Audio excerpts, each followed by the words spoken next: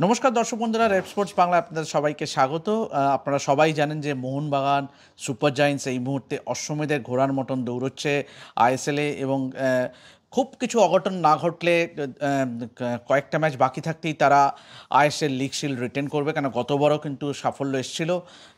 তবে এবারও কিন্তু যেভাবে যে ভঙ্গিমায় তারা ফুটবল খেলছে তাতে কিন্তু যে কোনো দলের কাছেই কিন্তু একটা কঠিন চ্যালেঞ্জ। তো আমার সঙ্গে মোহনবাগানের এই সাকসেস স্টোরি নিয়ে কথা বলার জন্য আমি এই মুহূর্তে আছি প্রাক্তন ফুটবলার অলোক মুখার্জির কাছে। অলোকদা দীর্ঘদিন মোহনবাগানে চুটিয়ে সাফল্যের সঙ্গে খেলেছে, সুনামের সঙ্গে খেলেছে, দেশের হয়েও রিপ্রেজেন্ট করেছে। তো অলোকদা, প্রাথমিকভাবে যদি তোমাকে জিজ্ঞেস করি যে মোহনবাগানের এবারের সাফল্যের অন্যতম কারণ কি? অ্যাকচুয়ালি মোহনবাগান সাফল্য তো আগের বারও পেয়েছে, কারণ এবারে সাফল্যের কারণ হলো টিমটা অনেক আগে থেকেই তৈরি করে ফেলে। যেহেতু সঞ্জীব গোয়েঙ্কার ফ্যামিলি একটা, আমি যতটুকু জানি ও মোহনবাগান সাপোর্টার, ও বাবাও ছিল, ও নিজেও ফুটবলটা ভালোবাসে এবং ভালো ভালো প্লেয়ারকে ও পিক আপ করে নেয়। এবং যখনই মনে হচ্ছে যে এই প্লেয়ারটাকে আনতে হবে, ও কিন্তু সঙ্গে সঙ্গে তাকে কন্ট্যাক্ট করে না, কারণ পয়সার তো তার কোনো অভাব নেই। এবং সবচেয়ে দামি টিম হলো মোহনবাগান। আমার যতটুকু ধারণা প্রায় 100 কোটি টাকার ওপর টিম আছে।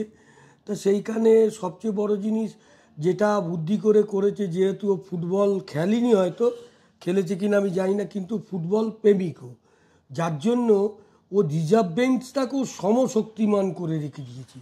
কারণ কে বসলো, কে তারপরে দুটো স্টপার যেটা এনেছে, অ্যালট্রেড আর ওই রড্রিগেজ, দুটো স্টপার আউটস্ট্যান্ডিং, এবং গোলকিপার, এবং সবচেয়ে বড় জিনিস লিস্টন কোলাসে এবং মানবি, এক্স্যাক্ট দুই হাফ, দুটো উইং হাফ যেটা অসাধারণ। এরা এই দুটো সাইড ব্যাকের অনেক ভুলভ্রান্তি আছে যেটা ওরা ঢেকে দিচ্ছে। এবং কখনো ওরা দেখবে মানবীর তো ডিফেন্সে এসেও হেল্প করে, আর লিস্টন কোলাসও, মানে বহুদিন বাদে এরকম উইং প্লে।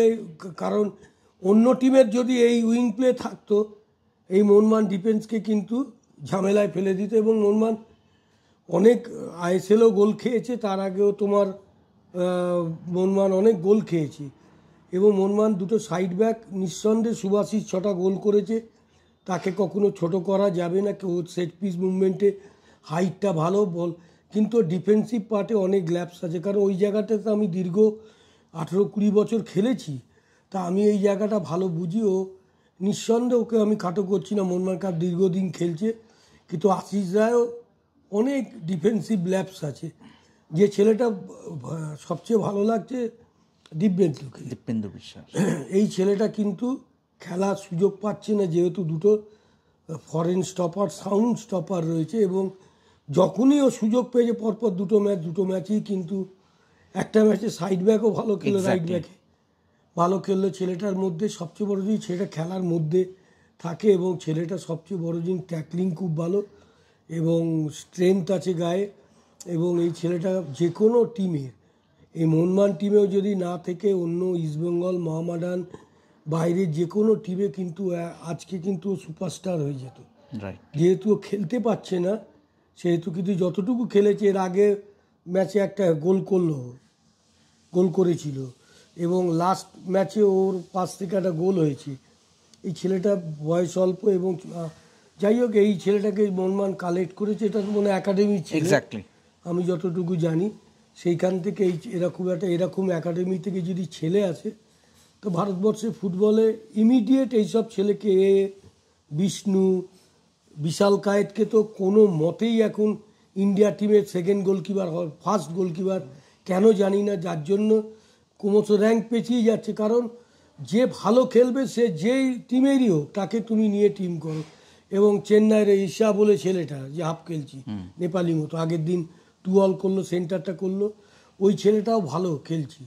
আমি রেগুলার খেলা দেখি এবং খেলা ফলো করি, এবং আর দীর্ঘদিন খেলা বুঝতেও পারি যে কার কোথায় ভুল হচ্ছে, কে কোথায় ভুল। নিজেও আমি কোচিং করেছি দীর্ঘদিন। সুতরাং এখানে মোহনবাগান টিম ধরে নাও চ্যাম্পিয়ন হয়েই গেছে।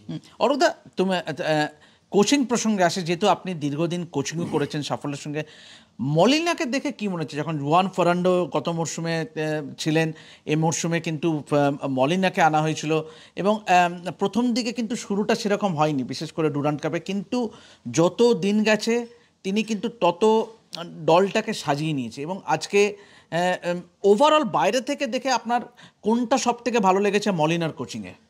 উনি খুব ধীর স্থির আছে, যেটা ভালো লাগে, গেমটাকে রিড করে, কাকে কখন নামাতে হবে, চেঞ্জিংটা মেন। সেই চেঞ্জিংয়ে এমন ওর কোনো চিন্তা নেই।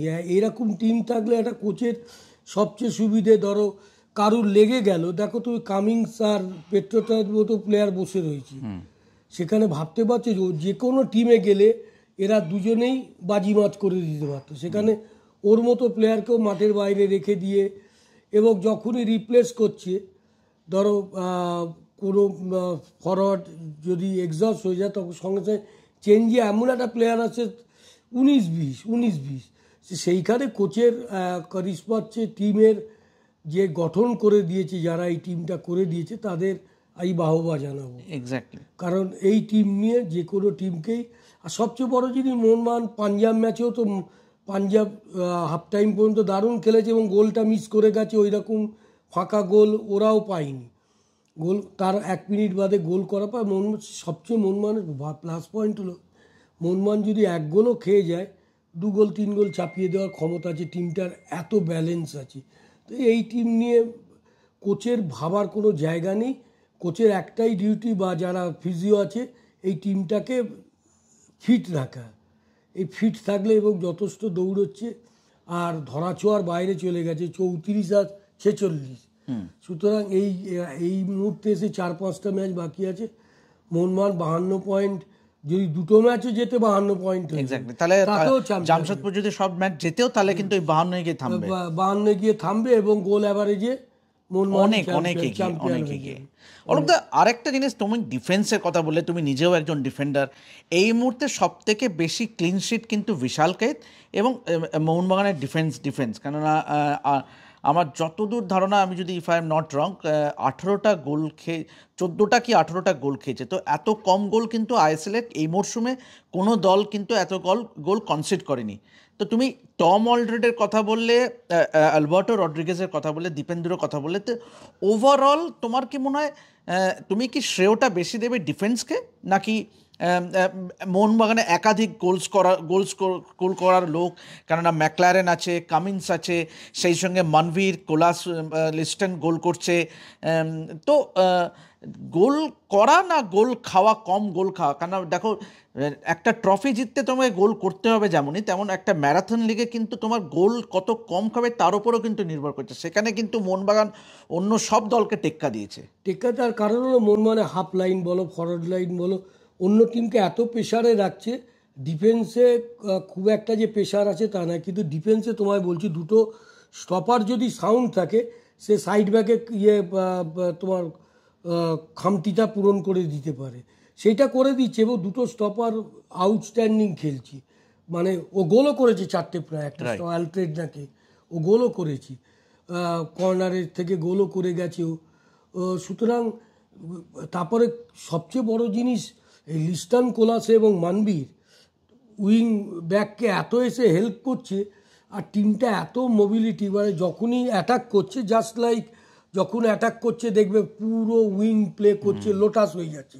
আর যখন ওরা অ্যাটাক করছে, ফানেলিং করে দিচ্ছে, যার জন্য মোহনবাগান খুবই কম গোল খেয়েছে। এবং তার একটাই কারণ, কম গোল খাওয়ার কারণ বিশাল কায় যেসব বল সেভ করেছে দেখার মতো, এবং দুটো স্টপার যেভাবে দুটো সাইড ব্যাককে আড়াল করছে, এই খামতিটা কমিয়ে দিয়েছে মোহনবাগান ডিফেন্স।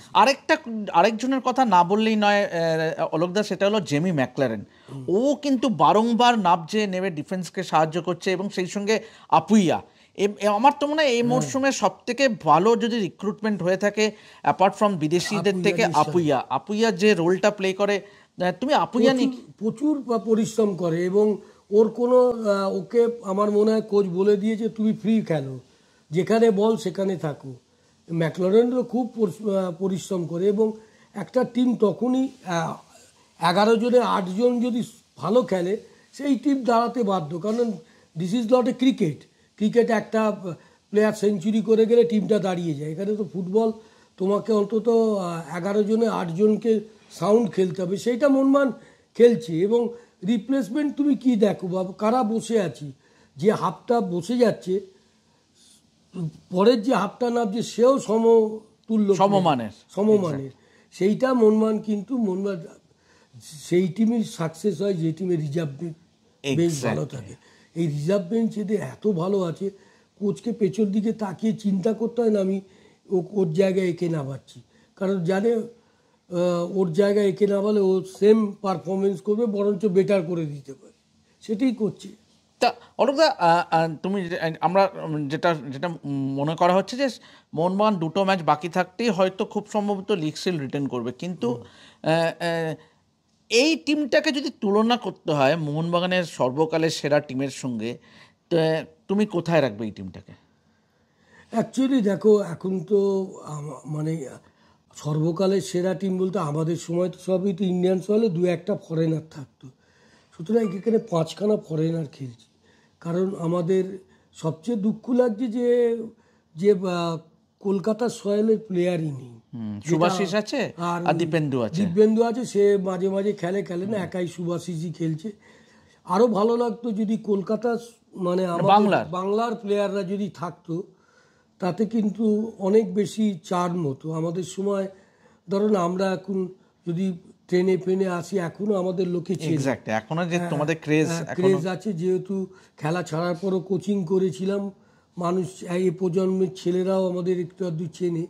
সেই জিনিসটা হারিয়ে গেছি, যে পাড়ার মধ্যে যে উন্মাদনা ছিল, ধরো এই পাড়ায় আমি একটা প্লেয়ার আছি, গল্ফ গিরে সুব্রত ভট্টাচার্য আছে, সেই জিনিসটা তো এখন পাওয়া যাচ্ছে না, সেইটা আমাদের খুবই অভাব। এবং ইন্ডিয়া টিমে তুমি দেখো একটা প্লেয়ারই ছিল সুভাশিস, তাকেও বাদ দিয়ে দিয়েছি। আমি যতটুকু আমি ভুল বলছি কিনা জানি না, সেটাও তো দেখতে আমাদের সময় আমি 2টো এশিয়াড খেলেছি যখন, 13 জন কলকাতার, সেকেন্ড এশিয়ান গেমস 11 জন কলকাতার। দেখো তুমি এখন দূরবীন দিয়ে দেখতে হচ্ছে ইন্ডিয়া টিমে আমাদের কলকাতার কোনো প্লেয়ারই নেই, সেটা আমার কাছে বিরাট বেদনাদায়ক। এটা কেন হবে? কারণ দেখো সবই নর্থ ইস্টের প্লেয়াররা এখন দাপিয়ে বেড়াচ্ছে, এটা তো মানতেই হবে। সে তুমি গোয়াতে দেখো, সে তুমি নর্থ ইস্টের প্লেয়ারকে দেখো, তুমি কলকাতার প্লেয়ারকে দেখো, সবই মোহনবাগান ইস্টবেঙ্গল মোহামেডান তাতেও প্লেয়ার রয়েছে, তুমি জামশেদপুরে দেখো তাতেও প্লেয়ার রয়েছে। তা সুতরাং কলকাতার যে সাপ্লাই লাইন অফ প্লেয়ার সেটা অনেক কমে গেছে, আমি কেন জানি না। তার একটাই কারণ, আমাদের যেটা ভট্টাচার্যদাও বলছিলেন একটা ইন্টারভিউতে, যে আমাদের নর্থ 24 পরগনা থেকে কত, সাউথ 24 পরগনা নর্থে কত প্লেয়ার কলকাতায় আসতো। আমাদের ওখানে সামনাগরের যুগের প্রতীকে তুমি দেখো না, সুব্রত ভট্টাচার্য, অশোকলাল ব্যানার্জি, প্রশান্ত মিত্র, তারপরে তার আগে মহাবীর প্রসাদ, তারপর কেষ্টপাল, এরা কত, আমাদের খর্দার তোমার পরিমল দে, তুমি খর্দার চিন্ময় চ্যাটার্জি, রঞ্জিত মুখার্জি, আমি ইছাপুরের আমি, এখন তো প্লেয়ার সাপ্লাই নেই। এক্স্যাক্টলি। ওটা শেষ প্রশ্ন করি, যে তোমাকে যদি বাঁচতে বলা হয় মোহনবাগানের 3 ফুটবলার, যারা সব থেকে বড় ভূমিকা নিয়েছে মোহনবাগানের এই সাফল্যে, তোমার মতে কোন 3জনকে তুমি বাঁচবে? আমি বিদেশিকে ধরেই কোন 3জনকে তুমি বাঁচবে? 3জন তো বাঁচা যাবে না, একটু বেশি, 2টো স্টপার। হ্যাঁ, আচ্ছা, আমি বিদেশি বাদ দিয়ে যদি বলি যে তুমি তিনজন, আমি তোমার বিশাল কায়েত, এক্স্যাক্টলি, তোমার লিস্টান কোলাসো, মানবি, এই 3জন রাখবে। আপুইয়া নিঃসন্দেহে, 3টে তো না, 4-5 জন অসাধারণ, আপুইয়া অসাধারণ ফুটবল খেলেছে, যে অ্যাকচুয়ালি ওর অত নাম ফাটিনি, কিন্তু আপুইয়া বিশাল ভূমিকা নিয়েছে এই মোহনবাগানের টিমকে এই জায়গায় নিয়ে যায়, এত পরিশ্রম করে, এবং ছেলেটা মানে কোনো ক্লান্তিলেস ফুটবল খেলে।